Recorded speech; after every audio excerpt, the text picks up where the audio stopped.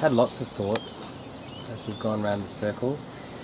and I agree with a few people who said that what we're doing here this afternoon is an action in itself, and I feel that in each hour that we've been here I've been more convinced of that. I feel that it is radical to sit in nature, to engage with nature, to actually allow our nervous systems to just drop and not be stimulated in the way that this consumer society is demanding of us every day, and that we all find so stressful and resent and hate sometimes, a lot of the time. And it's that same consumer culture that's actually driving the destruction of the forests. The logging of the forest is feeding a consumer culture that we're all being transfixed by. So this afternoon we could all have been shopping or watching TV and being encouraged to shop, or being on the internet and being encouraged to shop, or creating something unnecessary and destructive, and yet we've chosen to come here and be still and listen and feel the earth, feel a connection. So I feel, we can't underestimate how radical that actually is. And before I went to go to my car, which is parked by the road, and as soon as I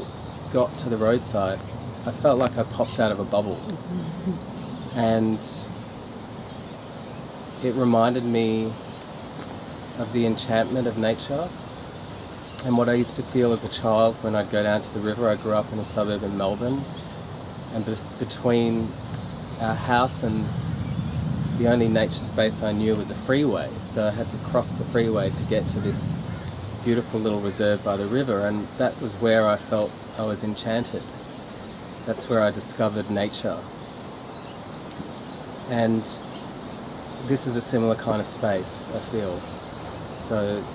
there's a town right here, there's suburbia, there's cars on the road, but right here we're in this precious place where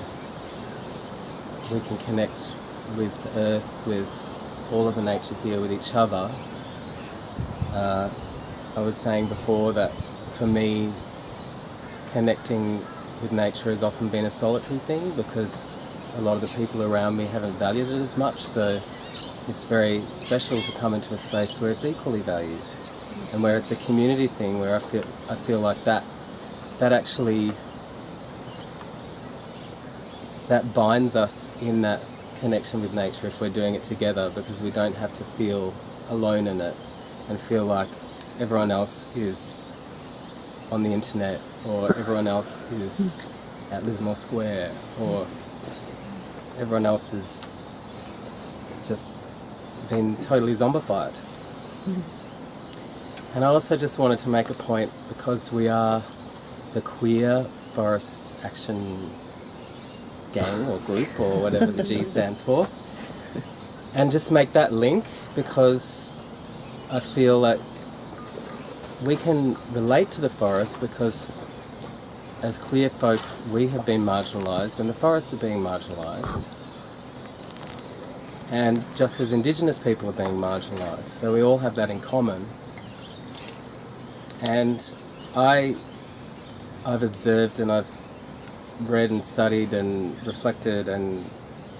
really come to a deep understanding that Indigenous cultures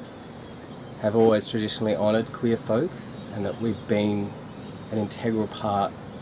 of all Indigenous cultures, including those that we all come from, however far back we have to go, in terms of our ancestry. So we can't underestimate that connection, and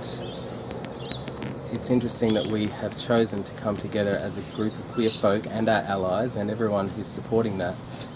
for the forest, and that there's a deeper meaning in that we can actually harness and nourish and can support us to do what we want to do and be as creative as we can be in it.